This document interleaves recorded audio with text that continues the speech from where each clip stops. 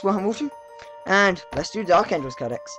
I have not done a video for a little while, and next week loads of Tau videos come out, so look forward to that. I did thumbs up, but they were outside the screen. Let's get going. First one we've got Azrael, Supreme Grandmaster of Dark Angels and Keeper of the Truth. I might have done it before. If I have, I'm going to remove him. Right, let's have a look at Azrael's stat line. He's weapon skill 5, good, bliss skill weapon skill 6, bliss skill 5, strength 4, toughness 4, 4 wounds, initiative 5, 4 attacks, leadership 10, and a 2+ save. He's infantry and a character, which means you can only take one of them. Duh. If I was to take Azrael from the army, you're looking at 215 points, which isn't bad.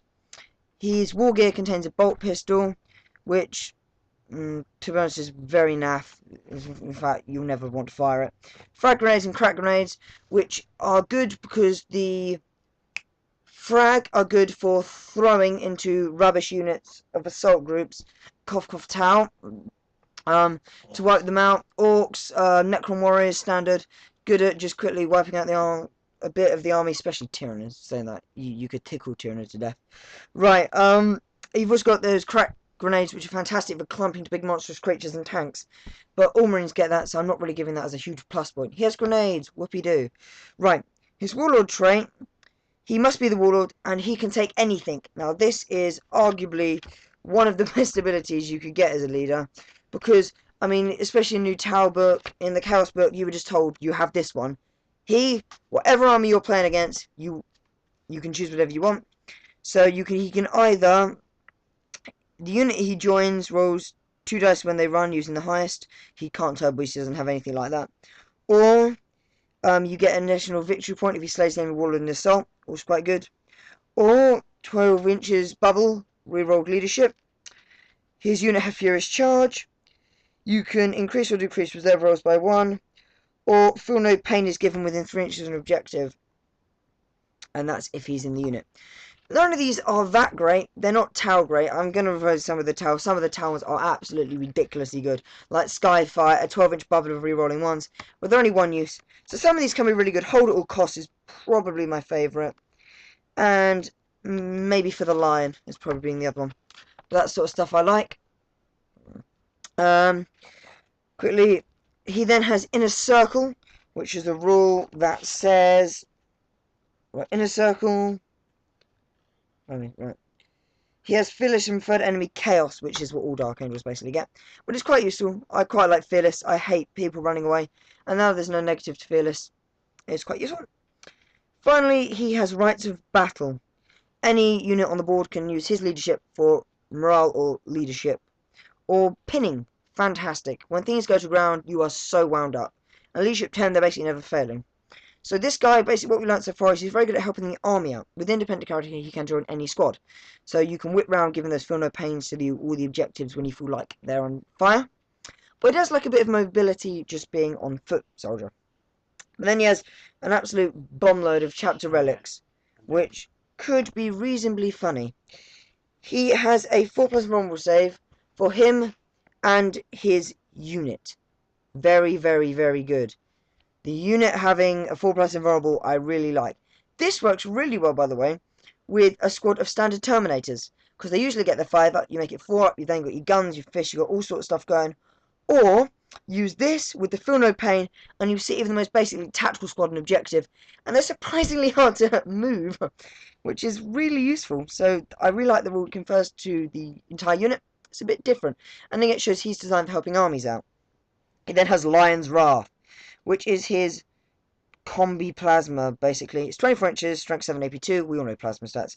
It's then rapid fire, blind, gets hot, and master crafted. Right, rapid fire. Fantastic. We'll never fire this when it's one shot. Promise me you'll never fire it when it's one shot, because you are such an idiot if you have to do that. Get him with 2 shots. You're firing it once. Fire 2 shots instead of 1, for Christ's sake. Gets hot, makes no difference. He's got that 2-up save against it. Boo-hoo. Mastercraft is good. You shouldn't miss. And finally, blind. Very good. Basically stops the initiative of anything coming into you and staggers it a bit. I really like that rule. Especially because when things get within 12 inches and you think, oh, that will assault me quite bad. You fire with Lion's Wrath, knock out a couple. And you think, oh, good. It's only a combi though, and then he's back to bolt pistol. So his guns get very low ratings because you only find that once. Twice if you're very clever. Finally, Protector. It's Suit of Artificer armor, and he gets Feel No Pain on a 6-up.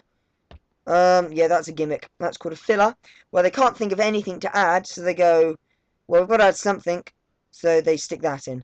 Yes, I'm sure there'll be stories of when it saved the day, and he was going to slay a warlord, and you rolled 6 up, and Protector saved you, but it's going to happen very rarely.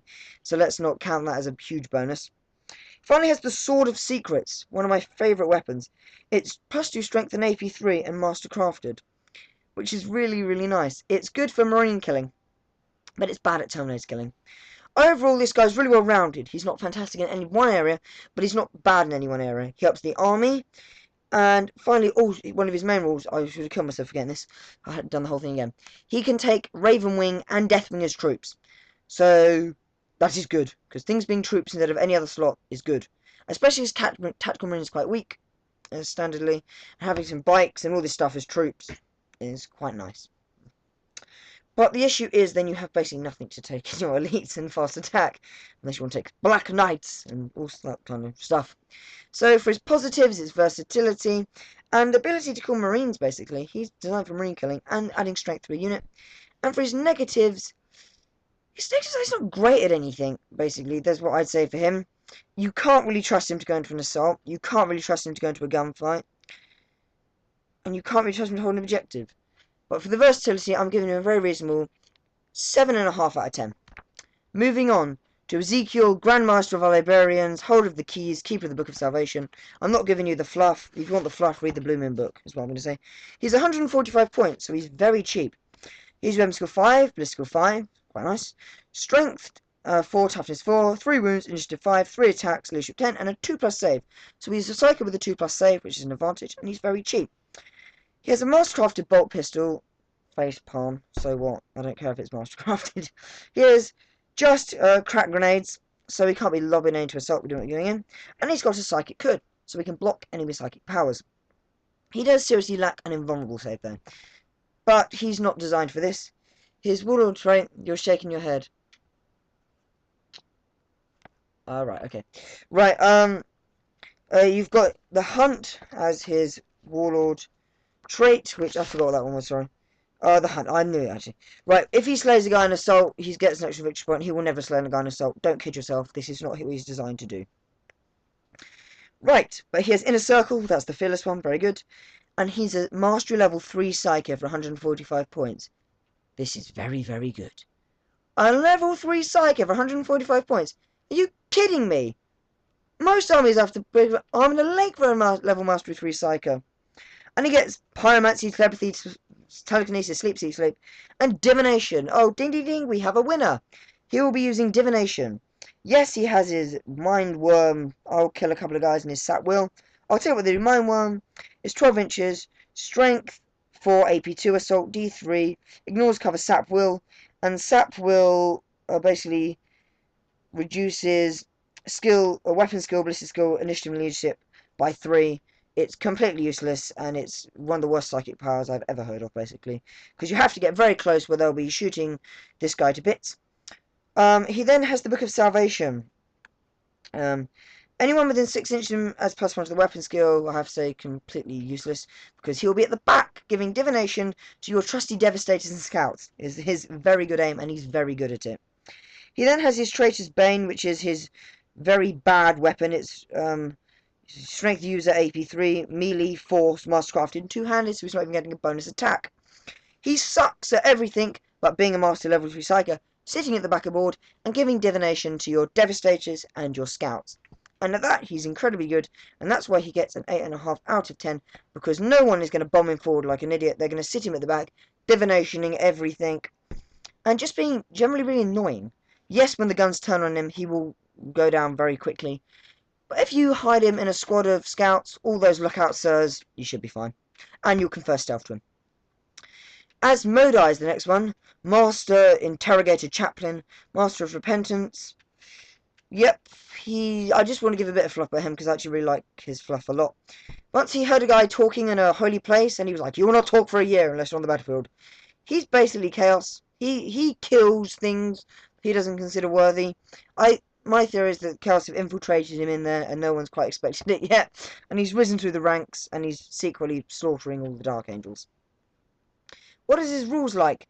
Here's weapon skill 5, ballistic skill 5, strength 3, toughness 4, 3 wounds, initiative 5, 3 attacks, leadership 10, with a 3+ save.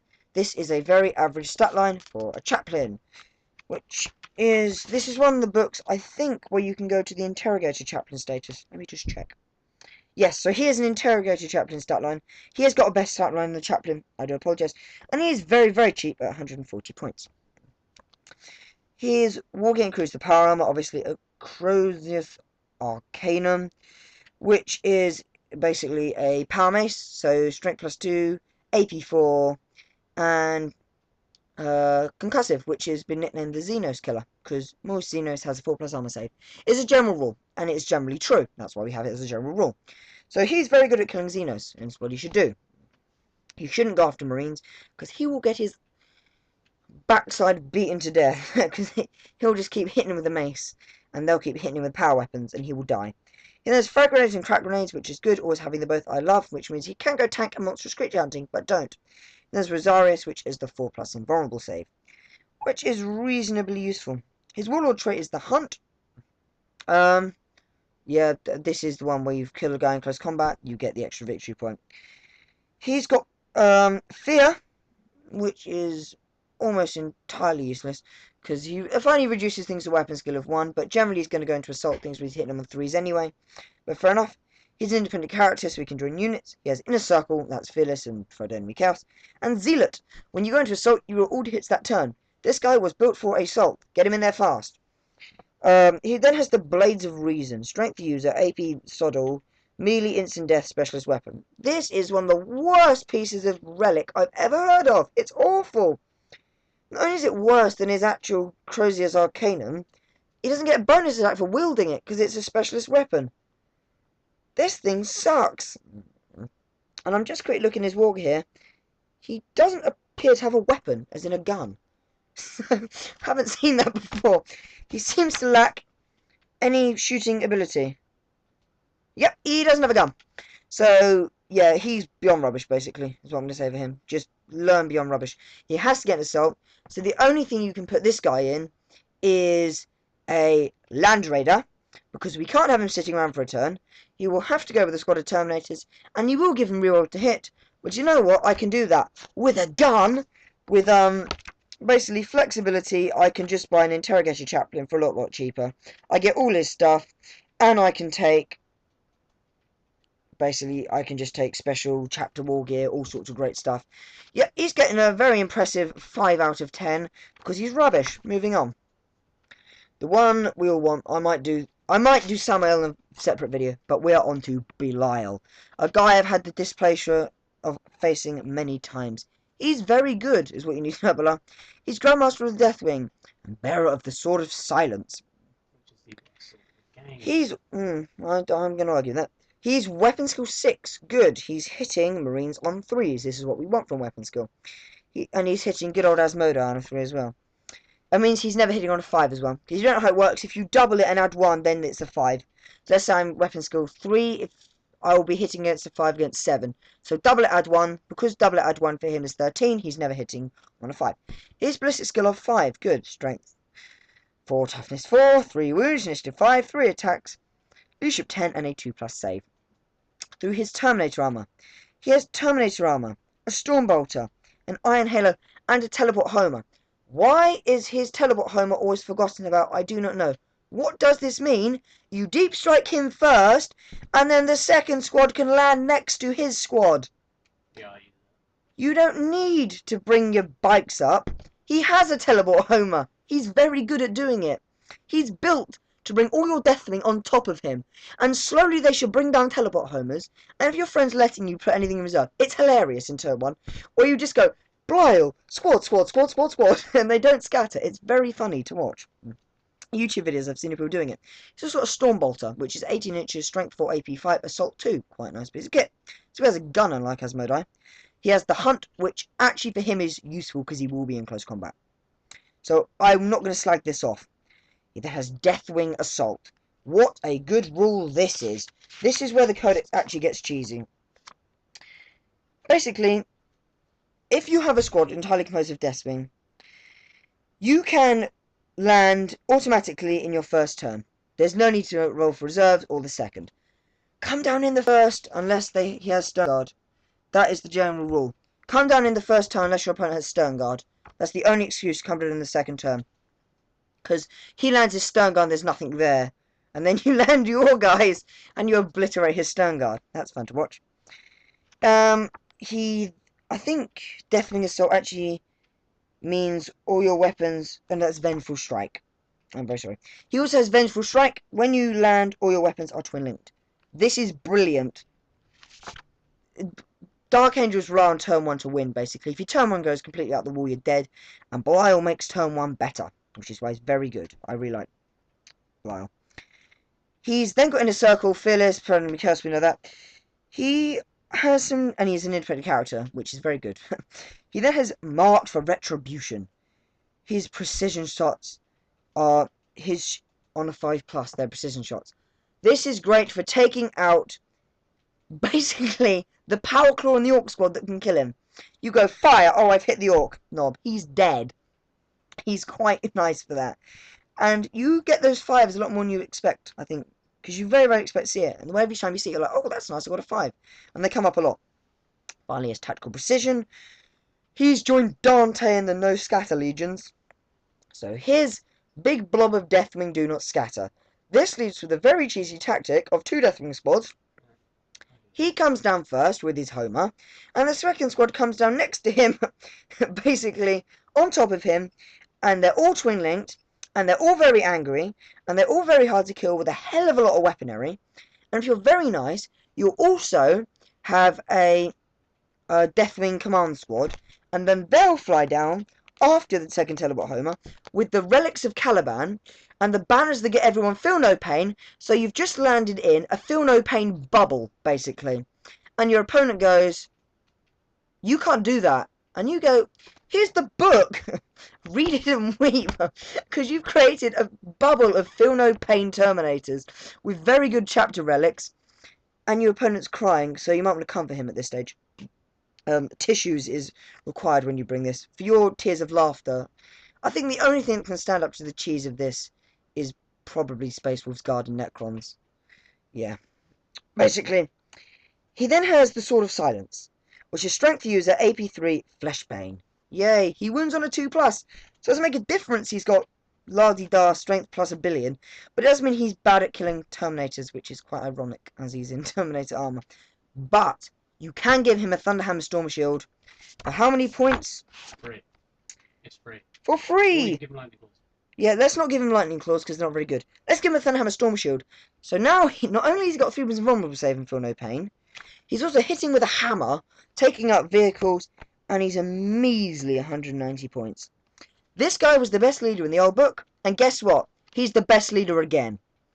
Take Belial and Deathwing. Everyone else is rubbish compared to Belial and Deathwing. Belial gets my prestigious 9.5 on rides. He's very powerful. And when you give him a Thunderhammer Storm Shield, the sculpt. The sculpt is very good. He's very cool. We're going to move on to Samael next time, because I'm done with this video. This is what I'm watching. And on that very positive note, after the absolute disgustingness that is Asmodai, I leave you with Belial. And I am out.